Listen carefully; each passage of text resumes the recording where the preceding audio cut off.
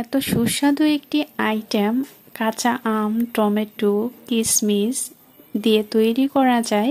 সাথে রয়েছে এলাচ, দারচিনির মিষ্টি গন্ধ, শুকনা মরিচের ঝাঁঝালো ঝাল আর তেজপাতার সুঘ্রাণে এত সুন্দর একটি আইটেম আমের চাটনি। আপনাদের সবাইকে আমন্ত্রণ জানাচ্ছি পপিস ওয়ার্ল্ডে। আশা করছি সবাই ভালো আছেন। আজকে টকঝাল মিষ্টি একটি কাঁচা আমের চাটনি রেসিপি শেয়ার করছি আপনাদের সাথে। আশা করছি আজকের এই রেসিপিটি আপনাদের ভালো লাগবে। যদিও এখন আমের সিজন না, তারপরও বাজারে কাঁচা আমটা অ্যাভেলেবেল পাওয়া যায়। একটু খেয়াল করলেই দেখা যাবে যে কাঁচা আমগুলো রয়েছে। তো আজকের এই কাঁচা আমের চাটনিটা তৈরি করতে কি কি ইনগ্রেডিয়েন্টস নিয়েছি সব কিছুই একে একে বলে দেব। তো এই যে একটা কাঁচা আম নিয়েছি, কাঁচা আমটা আমি একটু কেটে নিয়েছি, আটিটা ছাড়িয়ে খুব সুন্দর করে কেটে নিয়েছি। সাথে রয়েছে একটা টমেটো আর রয়েছে কিশমিশ। আজকে কাঁচা আমের চাটনি রেসিপিটি ফোড়ন দেব তেজপাতা, তারপর রয়েছে শুকনা মরিচ, এলাচ, দারচিনি, সরিষার দানা আর রয়েছে মিষ্টি জিরা। তো এই যে আজকে চাটনি তৈরি করার জন্য এই উপকরণগুলো নিয়েছি। তো প্রথমত আমরা চুলাতে একটা কড়াই বসিয়ে দিয়েছি, সামান্য একটু তেল দিয়ে দিচ্ছি। তো তেলটা গরম হওয়ার সাথে সাথে মিষ্টি জিরাগুলো প্রথমে দিয়েছি, কারণ মিষ্টি জিরাটা একটু হতে সময় লাগে। তারপর দিয়ে দিলাম এলাচ, দারচিনি, শুকনা মরিচ, তারপর দিয়ে দিলাম একটা তেজপাতা। খুব সুন্দর করে মশলাগুলো আমি একটু ভেজে নেব। ভেজে নেওয়ার পর এখন দিয়ে দেব সরিষার দানা। সরিষার দানাটা আসলে টক আইটেমের জন্য অ্যাপ্রোপ্রিয়েট একটা মশলা আইটেম।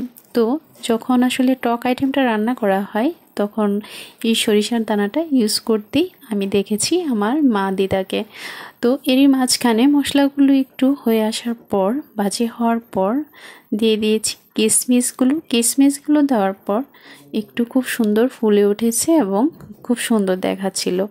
তো এই কিশমিশ মশলা হওয়ার পরই আমগুলো দিয়ে দিচ্ছি, আর দিয়ে দেওয়ার পরে টমেটোটাও দিয়ে দিয়েছি। যেহেতু মিষ্টি টক রান্না করছি তো সেই কারণে অল্প একটু লবণ দিয়ে দিয়েছি, আর হলুদের গুঁড়া অল্প দিয়েছি এবং মরিচের গুঁড়াও সেম একই রকমভাবে দিয়েছি।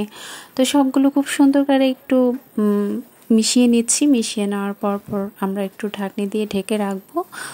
তো এই আমের চাটনিটা খেতে কিন্তু অনেক ভালো লাগে। এটা খিচুড়ির সাথে খেতে ভালো লাগবে। তারপর নিরামিষ যে আইটেমগুলো রয়েছে সেটাতেও খুব সুন্দরভাবে এই আইটেমটা যায়। সামান্য একটু জল দিয়ে দিলাম। এই পর্যায়ে ঢাকনি দিয়ে ঢেকে রাখবো কিছুক্ষণের জন্য। তো এই যে কিছুক্ষণ পর আমি ঢাকনিটা তুলে নিয়েছি। খুব সুন্দর আমগুলো সিদ্ধ হয়ে গেছে, টমেটোটাও সেম একইভাবে সিদ্ধ হয়ে গেছে। তো আজকের এই চাটনিটা কিন্তু মোটামুটি বেশ কয়েকদিন রেখেও খাওয়া যাবে। তো এখানে অল্প পরিমাণ রয়েছে, অল্প হলে তো আসলে শেষ হয়ে যায়।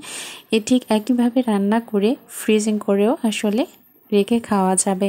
খুব সুন্দরভাবে সিদ্ধ হওয়া আমগুলো থেকে বেশ ভালো একটা টক স্মেল পাচ্ছি, যেটা জিভে জল আসার মতন একটা স্মেলটা। তো এই পর্যায়ে আমি অ্যাড করে দিয়েছি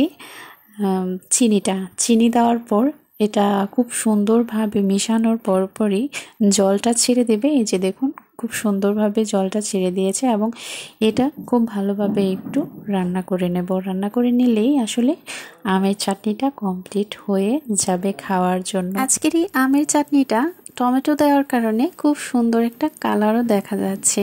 আমগুলো একটু সাদা সাদা দেখাচ্ছে কারণ অল্প হলুদ এটাতে ব্যবহার করা হয়েছে। এই চাটনিটা একটু লিকুইডভাবেও করা যায়, বাট আমরা আজকে এটা একটু গাঢ় করে তারপর করে নিচ্ছি। এভাবে খেতে এটার স্বাদ একটু অন্যরকম লাগবে। আমের চাটনির রেসিপিটি মিনিট 5 রান্না করার পর খুব সুন্দরভাবে তৈরি হয়ে গেছে। এই যে দেখুন কতটা সুন্দর দেখাচ্ছে। তো আমার রান্না কমপ্লিট হয়ে গেছে, আমি একটু প্লেটে নামিয়ে নিচ্ছি। কতটা সুন্দর দেখাচ্ছে, কতটা লোভনীয় দেখাচ্ছে।